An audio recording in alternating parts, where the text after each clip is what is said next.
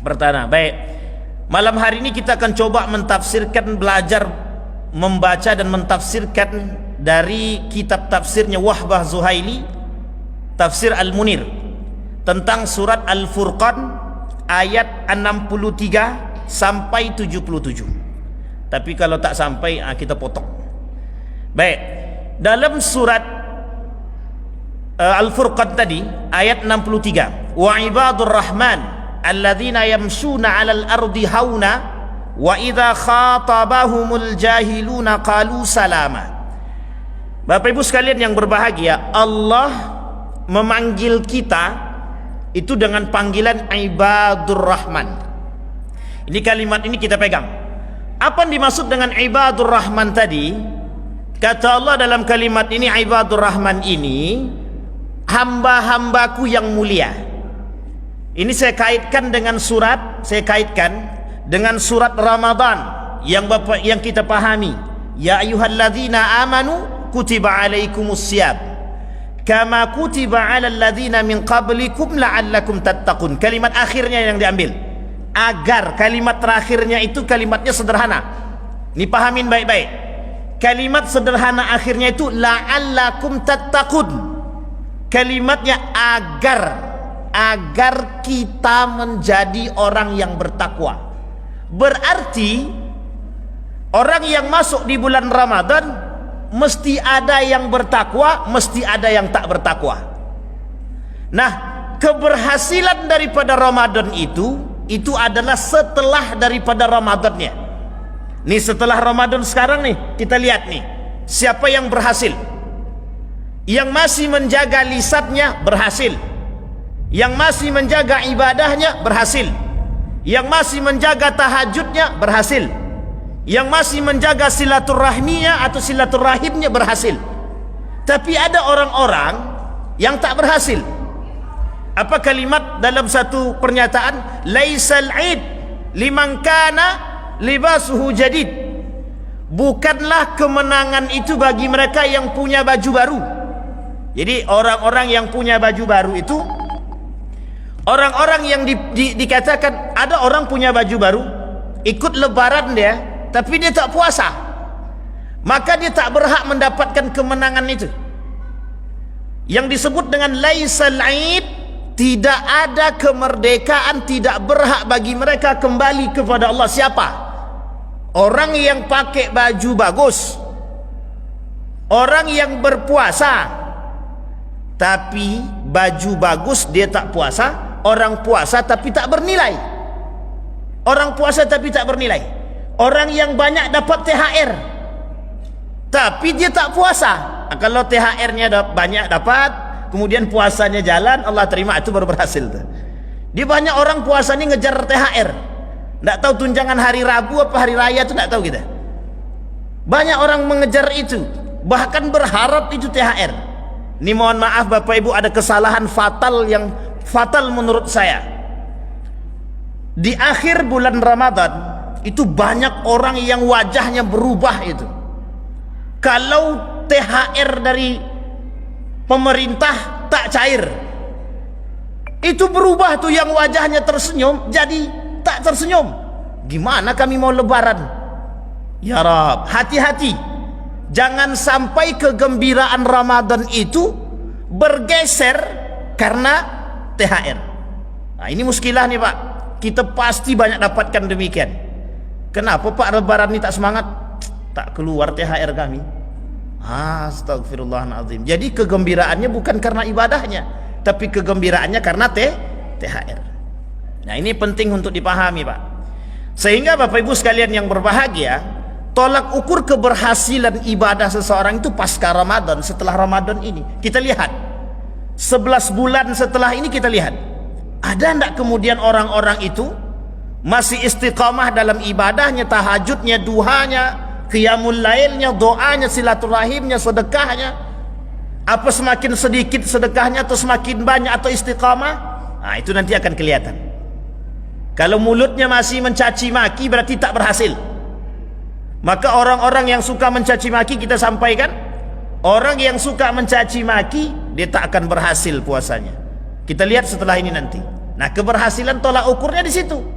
Tolak ukurnya adalah kembali kepada pribadi masing-masing.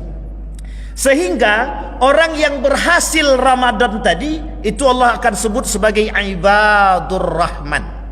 Siapa ibadur rahman? Hamba-hamba yang mulia. Rahman, hamba-hamba yang dikasihi. Siapa mereka hamba-hamba yang dikasihi? Mereka yang istiqamah dalam kebaikan. Yang pertama, wa ibadur rahman alladzina yamshuna 'alal ardi hauna. Orang di bulan suci Ramadan itu diajarkan bagaimana ndak sombong, ndak angkuh. Pokoknya Ramadan ini kita bisa lihat mana yang sombong, mana yang angkuh, mana yang songong. Ini yang paling kelihatan di akhir Ramadan. Yang kaya merasa jumawa, yang tak kaya dia merasa tersingkirkan. Bapak Ibu sekalian yang berbahagia, perlu dipahami baik-baik konteks ini. Di akhir Ramadan akan kelihatan orang kaya minta dihormati, orang miskin yang mereka harapkan untuk datang ke mereka. Karena kemuliaan itu mereka anggap terletak pada kekayaan. Hati-hati, saya banyak dapatkan, jarang orang kaya mau mampir ke rumah orang miskin itu. Jarang. Tapi mereka berharap orang miskin datang ke rumah orang kaya. Kenapa? Maaf Ustaz, kami tak bisa ke rumah si A, soalnya di rumah kami lagi banyak tamu. Itu antara sombong dan angkuh. Kenapa? Apakah halal bihalal? Apakah tasafaha ini? Apakah salaman itu hanya untuk orang yang miskin ke yang kaya? Atau memang berbataskan pada konteks kekayaan dan kemiskinan? Apakah jalinan silaturahmi itu atau silaturahim itu diukur antar batas itu derajat, status? Tidak, Pak. Orang kaya tak mau main ke rumah orang miskin. Meskipun tidak semua, tapi ada. Dan orang-orang yang tak mampu jangan pernah minder. Karena sesungguhnya yang dipandang oleh Allah bukan harta. Oh, ndaklah kami main ke rumah si Anu, dia orang kaya, nanti kaki kami mengotori dia, mengotori rumah dia. Jangan pernah berpandang demikian. Bisa jadi mereka memang welcome menunggu kedatangan kita. Ya alhamdulillah kita datang. Jalin silaturahmi kepada siapapun. Maka di akhir zaman itu betul kata Nabi, akan muncul kelompok-kelompok yang akan memberikan salaman, yang akan memberikan atau bertegur sapa, memberikan salam kepada orang yang dikenal dan bukan kepada orang yang tidak dia kenal. Artinya akan mulai silaturahim itu atau silaturahmi itu terpecah, terpotong sedikit demi sedikit. Itu Nabi yang kata, yusallimu ala man arafa wa la yusallim ala man la ya'rif. Kelak di akhir zaman akan ada orang-orang yang memberikan salam kepada orang yang dia kenal dan mereka tidak akan memberikan salam kepada orang yang tidak dia kenal. Itu yang pertama. Maka apa yang pertama kata Nabi, kata Allah dalam Al-Quran tadi, orang yang dipanggil ibadur rahman, siapa mereka? Yamsuna 'alal ardi hauna. Orang yang bertawadu, orang yang tawadu, orang yang rendah diri apa rendah hati? Jangan salah, rendah hati apa rendah diri? Rendah hati. Tidak sombong, tidak angkuh. Kita di bulan Ramadan diajarkan asyaddul jihad, jihadul hawa. Yang paling berat itu memang melawan hawa nafsu itu tadi. InsyaAllah mudah-mudahan kita lihat keberhasilannya. Berhasil tidak dia melakukan, berhasil tidak dia menjaga diri dia daripada kesombongan? Kita lihat pasca Ramadan. Setelah Ramadan masih sombong tidak dia? Kita telepon masih mau tidak dia ngangkat telepon kita? Tapi itu kategori yang lain ya. Baik, yang kedua, wa idza khatabahumul jahiluna qalu salama. Nanti di akhir zaman itu banyak orang yang saling mencaci antara satu dan yang lain. Saling mencaci. Kata Nabi, akhir zaman itu tempatnya orang-orang yang akan saling mencaci antara satu dan yang lain. Nah, orang yang paling baik kata Nabi, orang yang paling baik, orang yang baik kata Allah, mereka yang ketika dicaci mampu memberikan maaf kepada mereka tanpa harus menunggu orang itu datang meminta maaf. Orang yang kemudian dicaci, dimaki, kemudian dia berdoa kepada Allah untuk kebaikan orang yang mencaci dia. Ini susah nih memang. Ramadan mengajarkan kita agar kita bisa menjadi manusia yang bisa menahan diri. Ramadan mengajarkan kita agar bisa menjadi manusia pemaaf. Ramadan menjadikan kita manusia untuk bisa memberikan kelapangan pada diri kita. Kenapa tidak? Karena itu bagian daripada pelajaran. Kata Ibnul Qayyim Al-Jauziyah, Ramadan syahrul Ramadan syahrut tarbiyah. Ramadan itu bulan pendidikan. Dah mampu belum kita memaafkan orang? Pertanyaan pertama adalah, banyak enggak orang yang mencaci maki bapak ibu sebelum Ramadan? Banyak.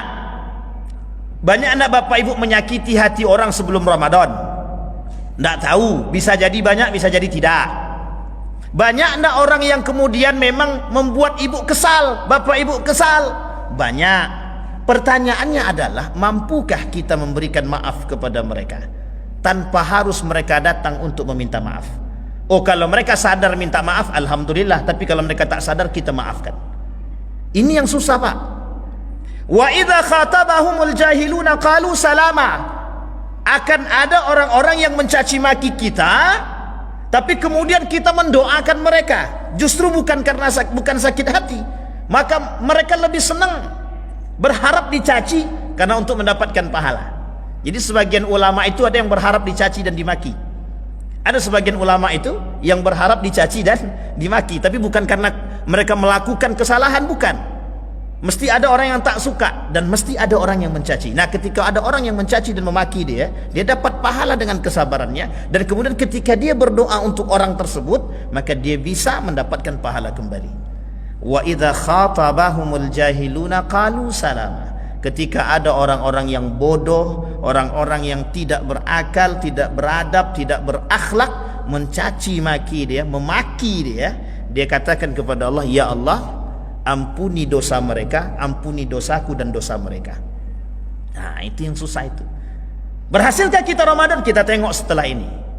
Mampukah kita menahan amarah? Kita tengok setelah ini. Itu salah satu standar keberhasilan daripada bulan suci Ramadan. Yang ketiga, walladzina yabituna li rabbihim sujjadan wa qiyama. Orang yang bangun malam tahajud selama Ramadan 30 hari. Oh, 29. Pemerintah 29, Muhammadiyah 30. Ada yang Muhammadiyah apa? Tidak ada yang angkat tangan. Yang Muhammadiyah 30 hari, yang pemerintah 29. Selama 29 hari, yang bapak-bapak khususnya, ada tidak yang absen tahajudnya, Pak? Oh, tidak ada. Wih, mantap tuh. Hanya Masjid Nurul Hasanah yang tak ada absen tahajudnya berarti. Kalau dia bisa istiqamah dengan tahajud, maka dia layak mendapatkan gelar ibadur rahman. Dipanggil sebagai hamba yang dikasihi, hamba yang disayangi, hamba mulia. Wa ibadur rahman. Kata Allah, wa ibadur rahman. Adapun orang-orang yang dikasihi oleh Sang Pencipta, nah, salah satu di antaranya yabituna li rabbihim sujjadan wa qiyamah. Orang yang bangun tengah malam untuk melaksanakan salat. Seperti hadis Nabi, man qama ramadhana imanan wa ihtisaban. Kalimat ini masyhur, hadis ini masyhur. Orang-orang yang bangun, orang-orang yang kemudian menghidupkan malam harinya. Tidak hanya tarawih, witir, tapi juga tahajud. Kemudian ada yang melaksanakan salat sunnah, taubat, tasbih dan lain sebagainya. Pertanyaannya adalah, Ramadan berlalu, kira-kira bisa tidak diistiqamahkan itu? Biasanya awal-awal Syawal itu sampai akhir Syawal masih bisa istiqamah. Nah, kita doa mudah-mudahan istiqamah itu tidak hanya dari awal Syawal sampai akhir Syawal saja. Insya Allah istiqamah sampai akhir, daripada kemudian bertemu dengan Ramadan yang akan datang. Amin ya rabbal alamin. Istiqamah, bahkan istiqamah sampai akhir. Kenapa demikian Bapak Ibu? Berat.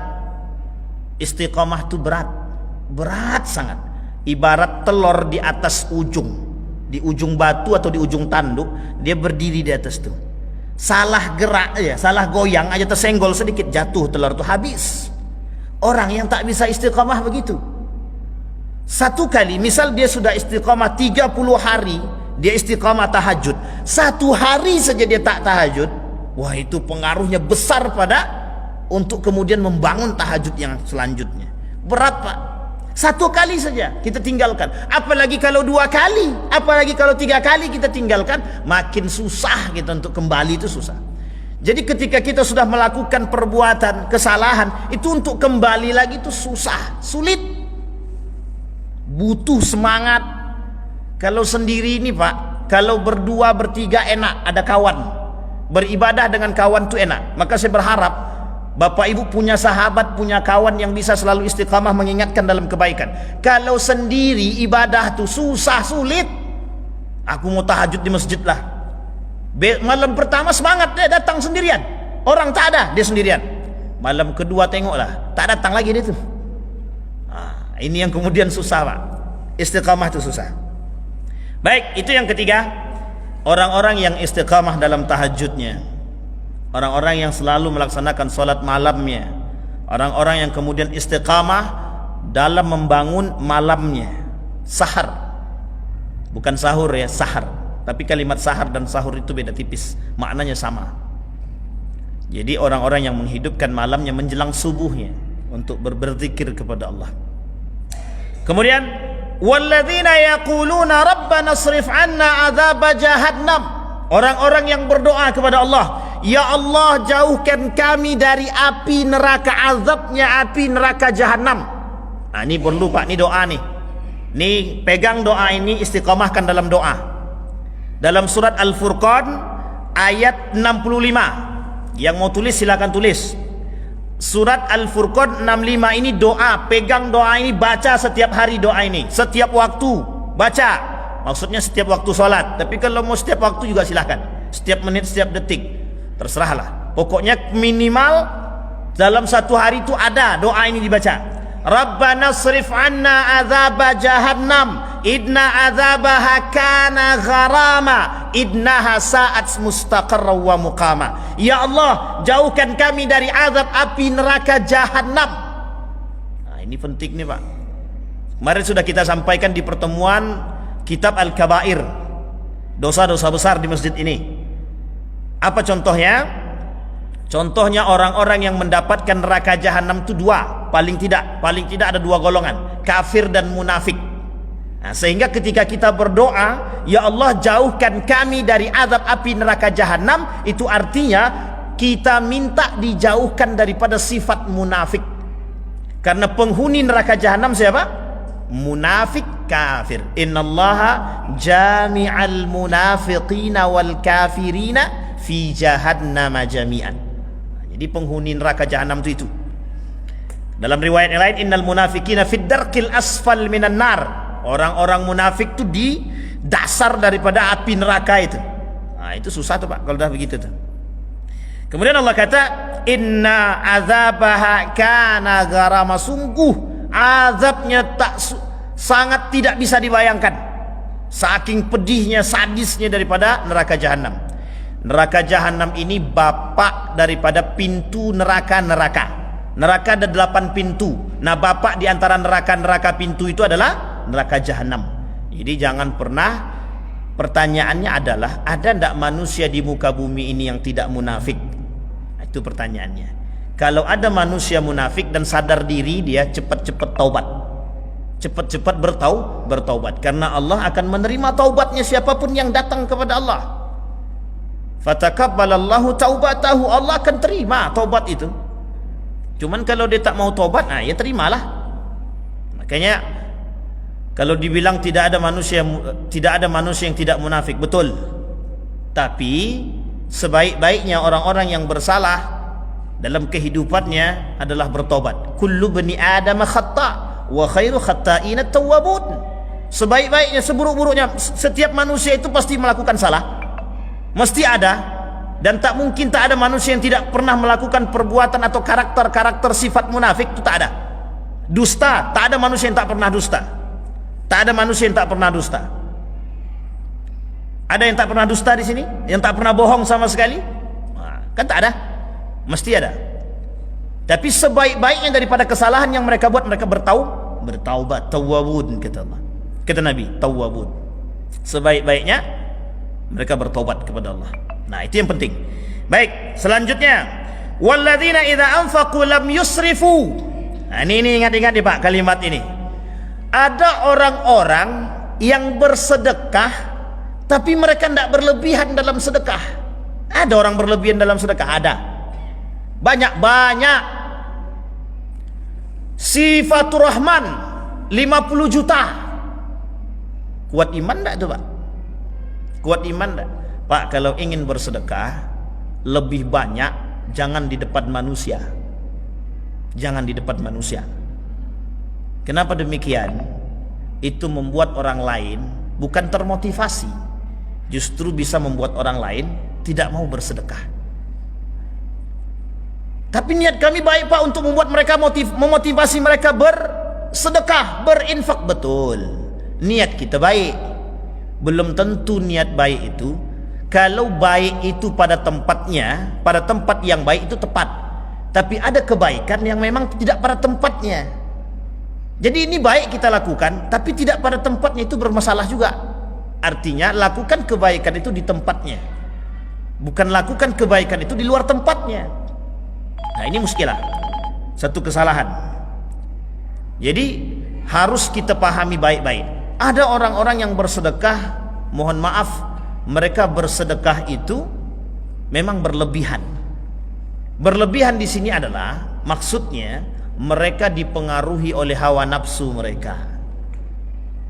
Tapi kalau Bapak Ibu ingin bersedekah tidak mengharapkan apapun, boleh, silahkan, di luar daripada atau tidak di hadapan manusia.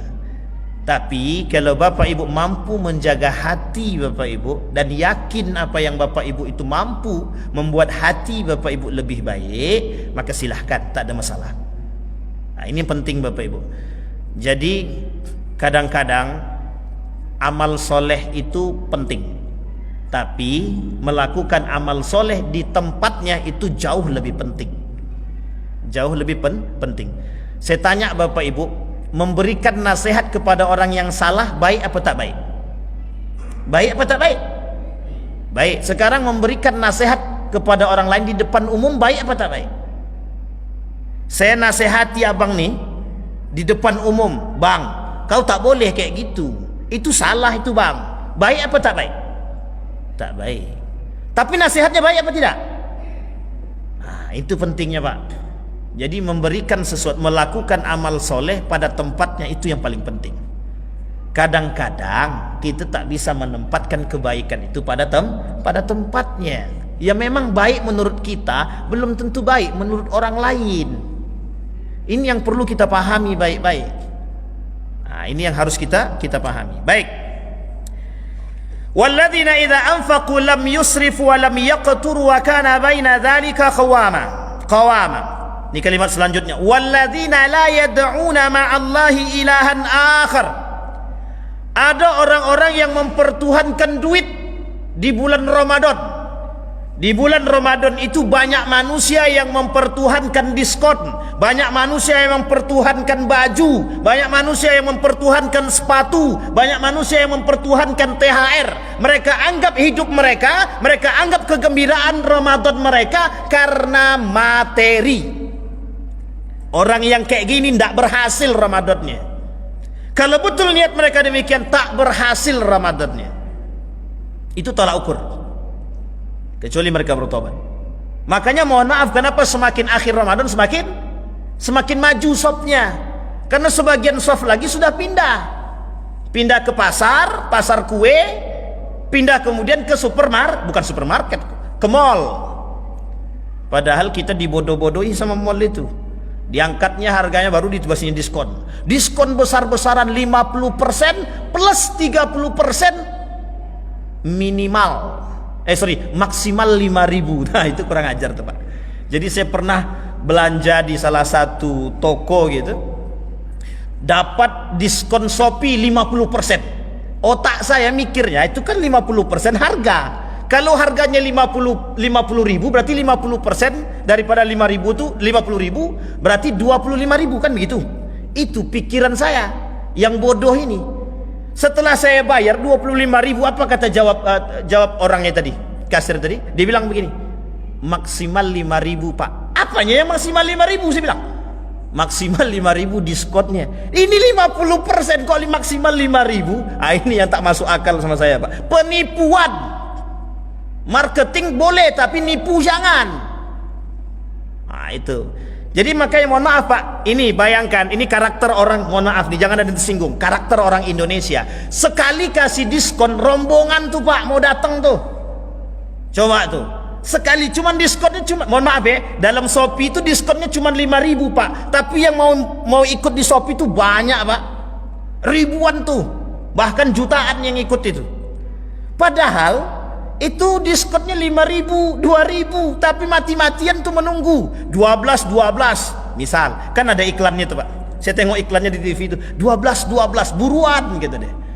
Wah, pada megang HP semua Pak, nggak tahu itu mau tahajud apa tidak, nggak tahu itu, gara-gara nunggu itu nggak jadi tahajud itu Pak. Nah ini muskilah Pak. Apa kaitan dengan ayat yang kita sampaikan? Banyak orang yang mempertuhankan materi, sehingga mohon maaf kita tak tahu apakah yang kita lakukan itu salah atau tak salah. Bisa jadi yang kita lakukan salah. Kalau betul kita demikian menganggap itu baik, kemudian kita jadikan satu patokan yang memang kita jadikan khusus, jatuh kita dalam kesyirikan. Orang menunggu datangnya diskon, menunggu datangnya THR. Kalau sampai kita katakan tak jadi hari raya kita nih karena tak dapat, tak keluar, tak cair THR kita tahun nih.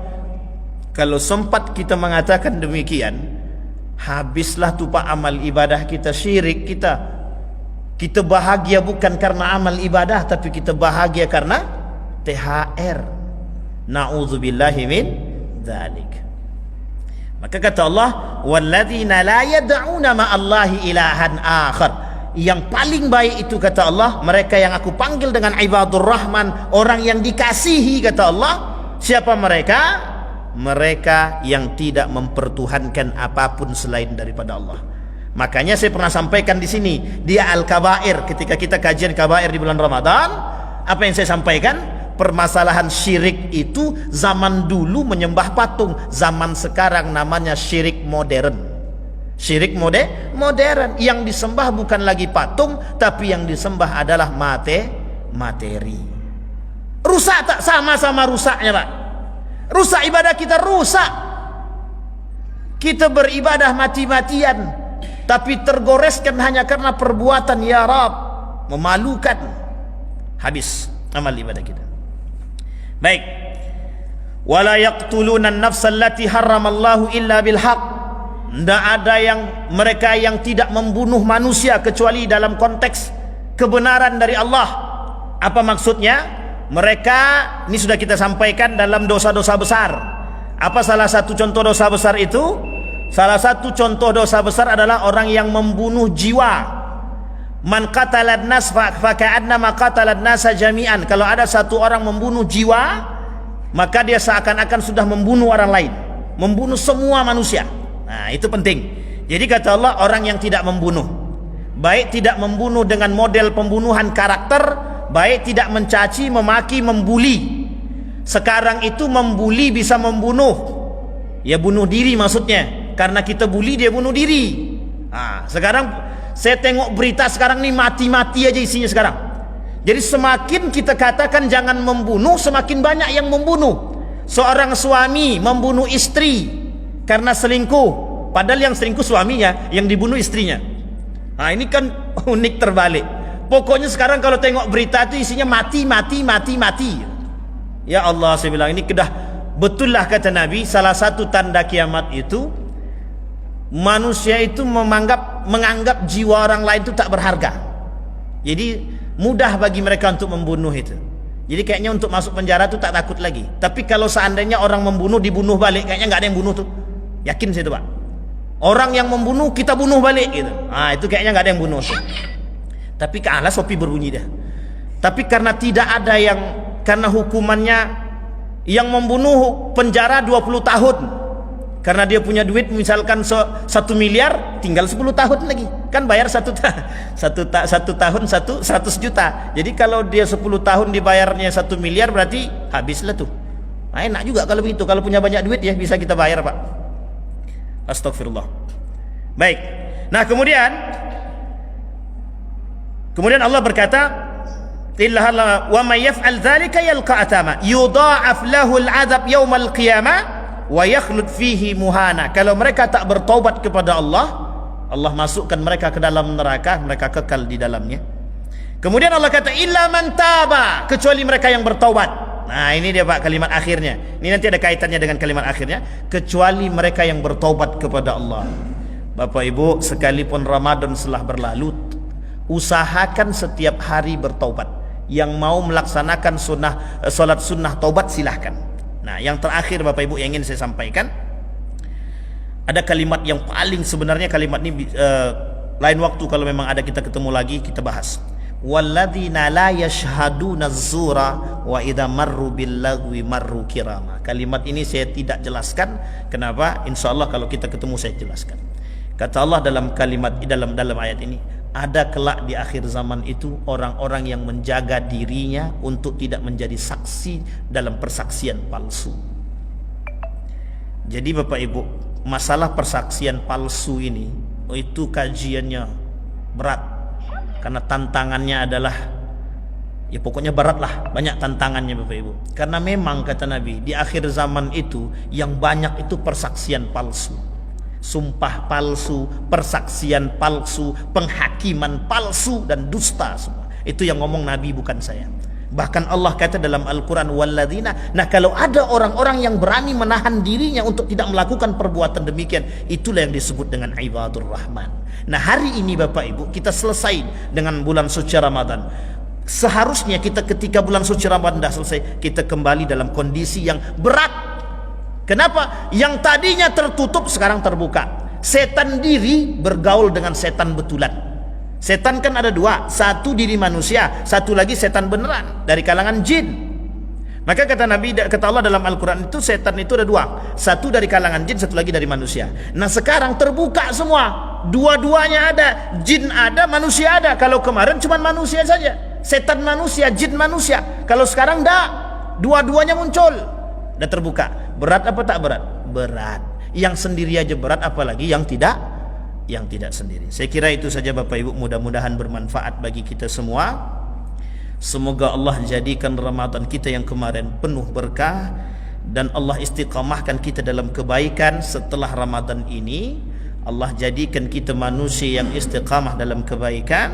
Allah jadikan kita orang-orang yang bisa mempertahankan ibadah, termasuk ibadah baik itu hablum minallah ataupun itu hablum minan nas. Mudah-mudahan Allah ridha dan kita berharap keridhaannya. Amin ya rabbal alamin. Fa'tabiru ya lil absar la'allakum tuflihun. Assalamualaikum warahmatullahi wabarakatuh.